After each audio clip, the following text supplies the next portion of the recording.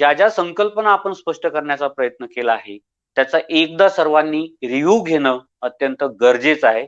कारण एकदा का आपल्या डोक्यातून हे निघून गेलं, एकदा आपण व्याख्यान ऐकल्यानंतर असं वाटतं का आपल्याला सगळं कळलेलं आहे, परंतु जर त्याचा सराव केला नाही, तुम्हाला थॉर्नडाईकचा सरावाचा नियम सगळ्यांना माहिती आहे, म्हणून सरावाची आपल्याला परीक्षेच्या दृष्टिकोनातून अत्यंत गरज आहे.